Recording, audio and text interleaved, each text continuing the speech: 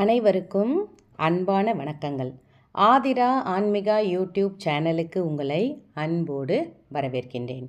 நல்லதை நினைப்போம், நல்லதே நடக்கும்னு சொல்லி இந்த பதிவை நான் ஆரம்பிக்கிறேன். மார்கழி மாதத்தில் இதன் மூலமாகத்தான் மகாலட்சுமி நம் வீட்டுக்கு வருவாள். தடுத்து விடாதீர்கள், இதை செய்தாலே போதும், எப்பேற்பட்ட கடனும் அடையும் அப்படின்னு தலைப்பு போட்டிருக்க இல்லைங்களா? அது என்னன்னு பார்க்கலாம். மார்கழி மாதம் அப்படின்னாலே பெருமாள் நம்மளுக்கு ஞாபகம் வர்றது. ஸ்ரீமன் நாராயணன் அப்படின்னுவாங்க. அது நாராயணன் ஞாபகம் வர்றது, பெருமாள் ஞாபகம் வர்றது. இந்த ஒரு மாதத்தில் எல்லாருமே வைகுண்ட ஏகாதேசிக்காக எதிர்பார்த்துக்கிட்டு இருக்கோம். இப்போ ஜனவரி 10 வைகுண்ட ஏகாதேசி வருது. இப்போ அன்னைய தினத்தில் ரொம்ப பிரசித்தமாக அன்னைக்கு இரவு கண்முழிச்சு ஸ்ரீமன் நாராயணனோட அந்த பாடலே துதிப்பாடி இதெல்லாம் செய்கிறது நம்மளுடைய வழக்கமாக வச்சுருக்கோம். நாராயணனோட மார்பிலே வசிக்கிறவங்க தான் மகாலட்சுமி. அந்த மகாலட்சுமி நம்ம வீட்டுக்குள்ளே எந்த ரூபத்தில் வருவாங்க? இப்போ ஒரு சில விஷயங்களை நம்ம என்ன பண்ணுவோம்னு பார்த்தீங்கன்னா, இது வேண்டாம் அப்படின்னு சொல்லிட்டு தடுத்து எரிஞ்சிருவோம். அந்த மாதிரி செய்யாமல் இருக்கணும். அதை நம்ம இதுதான் நம்மளுக்கு மகாலட்சுமி நம்ம வீட்டில் இருக்கிறதுக்கான அறிகுறி, நம்ம வீட்டுக்கான குடும்பத்துக்கு வர்றதுக்கான அறிகுறி அப்படின்னு நீங்கள் நினைக்கும் பொழுது இந்த விஷயங்கள்லாம் உங்கள் வீட்டில் நடந்துச்சுன்னு வச்சுக்கோங்களேன், நீங்கள் கண்டிப்பாக இதை தடுக்காதீங்க. ரொம்ப ரொம்ப உண்மையாக சொல்கிறேங்க. நம்மளுக்கு நீங்கள் என்ன நினைக்கிறீங்களோ அது 100% நிறைவேறும். மார்கழி மாதம்தான் மட்டும் கிடையாது. மார்கழி அடுத்து தையில் வரலாம், மாசியில், அந்த மாதிரி தை மாசி பங்குனியில் அப்படி இல்லை, எப்படி வேணாலும் வரலாம். அந்த மாதிரி இந்த மாதிரி விஷயங்கள் நம்ம வீட்டுக்குள்ளே நடக்கும் பொழுது அதை ஒரு சிலர் தெரியறதில்ல. நான் ரொம்ப வீட்டை நீட்டாக வச்சுக்கிறேன்னு சொல்லிட்டு ஒரு சில விஷயங்களை தடுத்து நிறுத்திடுவாங்க, எடுத்து போட்டுருவாங்க, தேவையில்லைன்றுவாங்க. அந்த மாதிரி இருக்கிறவங்க இருக்கிறாங்க.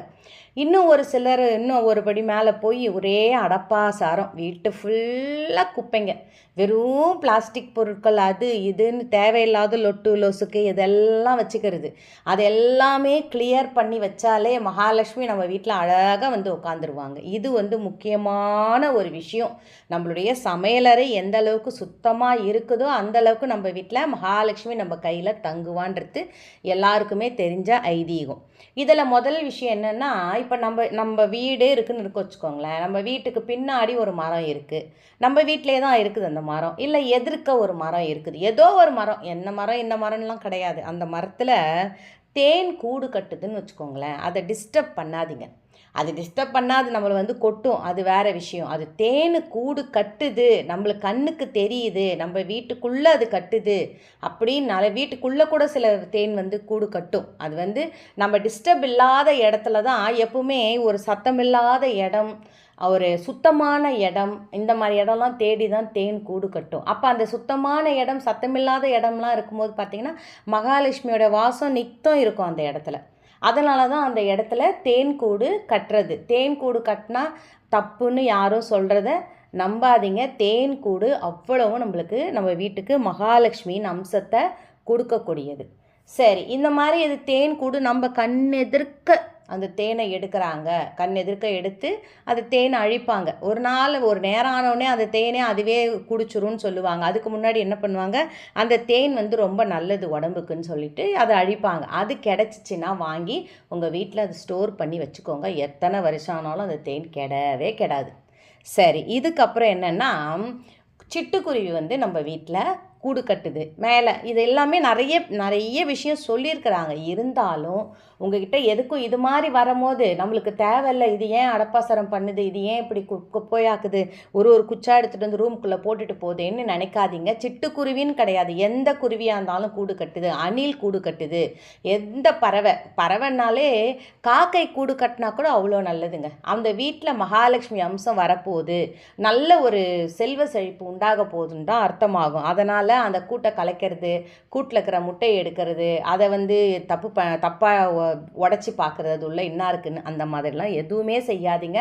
அதை டிஸ்டர்ப் பண்ணாத விட்டுருங்க. எந்த வீடு ஒரு சுபிக்ஷமாக சத்தம் இல்லாமல் இருக்குதோ அந்த வீட்டுக்குள்ளே குருவி தானாக வரும். எந்த குருவி வந்தாலும் தானாக வரும். அதை விட இன்னொரு விஷயம், இப்போ நம்ம வீட்டை நோக்கி பசு மாடு வருதுன்னு வச்சுக்கோ, பசு கோமாதா, கோமா தான் நம்ம வீட்டை நோக்கி வருது. சப்போஸ் நீங்கள் வெளியில் போகும்பொழுது கூட பசு நடந்து போயிட்டுருக்கும்போது இங்கே பின்னோக்கி பார்த்தாலும் சரி, உங்களை நோக்கி அது வந்தாலும் சரி, நல்ல சகுனம். அதெல்லாம் மகாலட்சுமியோட முழு அனுக்கிரகம் இருக்கிறவங்களுக்கு தான் அதோடைய சகுனம்லாம் கிடைக்கும்னு சொல்லுவாங்க. நீங்கள் நல்லா கவனித்து பாருங்களேன். அந்த பசுவை நான் பார்த்துட்டு போனோம்மா, எனக்கு நான் போன விஷயம் நல்லபடியாக நடந்துச்சுமா அப்படின்னு நீங்களே சொல்வீங்க.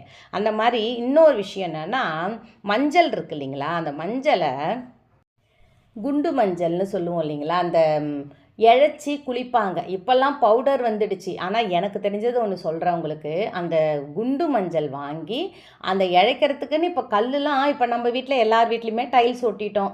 அதனால் அது இழைக்கிறதுக்கு சிரமமாக இருக்குதுன்னு பவுட்ரு வாங்கி பூசிக்கிறோம்.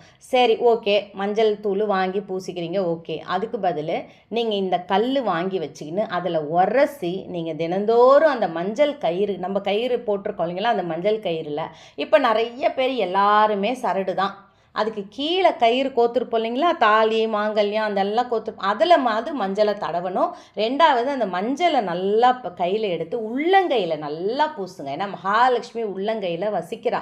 நம்ம கையில் அதுக்காக தான் காலையில் எழுந்த உடனே கண்ணை திறக்கும் பொழுதே கையில் உள்ளங்கையில் நம்ம பார்த்தோம்னா மகாலட்சுமியின் முழு அம்சமும் நமக்கு கிடைக்குன்றதுக்காக தான் காலையில் எழுந்து உள்ளங்கையில் பார்க்குறோம். அந்த மகாலட்சுமிக்கே நம்ம மஞ்சளை பூசும் பொழுது என்ன ஆகும்? மங்களகரம் பெருகும். மஞ்சள் தடவை உள்ளங்கையில் நீங்கள் இப்போ யாரும் அந்த மஞ்சளை பயன்படுத்துகிறதே இல்லைன்னு நினைக்கிறேன். ஒரு சிலர் பயன்படுத்துகிறீங்க, நான் பார்க்குறேன். ஆனால் ஒரு சிலர் அதை பயன்படுத்துறது இல்லை. முடிஞ்ச அளவுக்கு அந்த மஞ்சளை தினந்தோறும் உங்கள் கையில் தொட்டு அதை கையில் பூசி பாருங்கள். குளிக்கும் பொழுதே அந்த மஞ்சளை பூசி பாருங்கள். நிச்சயமாக உங்கள் கையில் காசு பணம் தங்கும். மகாலட்சுமியோட முழு அம்சமும் நமக்கு கிடைக்கும். அதே மாதிரி முடிஞ்ச அளவுக்கு மகாலட்சுமி கோவிலுக்கு போயிட்டு உங்களால் முடிஞ்சது அந்த குங்குமமோ மஞ்சளோ வாங்கி கொடுக்கறத வழக்கமாக வச்சுக்கோம். இன்னொரு விஷயம் சொல்கிறேன். இந்த குண்டு மஞ்சள் பற்றி சொன்னேன் இல்லைங்களா, அந்த குண்டு மஞ்சள் வாங்கிட்டு போய் ஒரு 11 மஞ்சள் வாங்கிக்கோங்க. அது கூட உங்களுடைய விருப்பம். மாங்கல்ய கயிறு வாங்கினாலும் உங்கள் விருப்பம், இல்லை வெற்றிலை பாக்கு, தாம்பலம் இதெல்லாம் வைக்கிறதா இருந்தாலும் உங்களுடைய விருப்பம் தான் அது எல்லாமே. ஆனால் ஒரே ஒரு மஞ்சக்கிழங்கு நீங்கள் அங்கே கோவிலுக்கு வர பெண்களுக்கு கொடுத்து பாருங்களேன். நிச்சயமாக சொல்கிறாங்க, உங்கள் வீட்டில் அழிவில்லாத ஒரு வறுமை இல்லாத வாழ்க்கை போயிட்டுருக்கோம். சந்தோஷமான ஒரு வாழ்க்கை. இது வழியாலாம் தான் இப்போது நம்ம வீட்டுக்கு ஒரு சுமங்கலி பெண்கள் வராங்கன்னா, ஏன் நம்ம அந்த காலத்தெல்லாம் சாப்பாடே போடுவாங்க. சரி, இப்போ நம்மளால் அது முடியல. அட்லீஸ்ட் அவங்களுக்கு ஒரு டம்ளர் டீ, இல்லை ஒரு டம்ளர் காஃபி, இல்லை ஒரு டம்ளர் தண்ணி, ஏதாவது உங்கள் கையில் உண்டானது கொடுங்க. அதே மாதிரி நீங்கள் நினைப்பீங்க, இவங்க இலவசமாக கொடுக்குறாங்களே தானமாக, அதை நம்ம வாங்கலாமான்னு நீங்கள் நினைக்காதீங்க. அதை வாங்கும் பொழுது நமக்கு ஐஸ்வர்யம் கிடைக்கும். இவங்க கொடுக்குறவங்களுக்கும் ஐஸ்வர்யம் பெருகும், வாங்குறவங்களுக்கும் ஐஸ்வர்யம் கிடைக்கும். அதே மாதிரி அவங்க வராங்கன்னா அவங்கள வெறும் கையாக அனுப்பாதீங்க. ஏதாவது உங்கள் கையில் இருக்கிறது ஒரு மஞ்சளோ குங்குமமோ, அது குங்குமத்தை எடுத்து அவங்க இட்டுக்கிட்டு போகிறது அவ்வளவு நல்லது. ஒரு டம்ளர் தண்ணி கொடுக்கறது அவ்வளோ நல்லது. வெறும் வயிறாக அனுப்பாதீங்க. அதே மாதிரி சின்ன குழந்தைங்க நம்ம வீட்டை தேடி வராங்க அப்படின்னா அவங்களையும் எப்படி நான் இவங்களுக்கு சொன்னனோ அதே மாதிரி உங்கள் கையில் என்ன இருக்குதோ அந்த பொருளை அந்த பிள்ளைங்க கையில், ஒரு இனிப்பு அந்த பிள்ளைங்க கையில் கொடுத்து அனுப்பி பாருங்களேன். நல்லதே நடக்கும். மகாலட்சுமி அந்த ரூபத்தில் தான் நம்ம வீட்டுக்கு மகாலட்சுமி வருவாங்க. நல்லதே நடக்கும். வாழ்க வளத்துடன். நான் வெற்றி நிச்சயம். நான் இன்னொரு வீடியோவோட உங்களை நான் மீட் பண்ணுறேன்.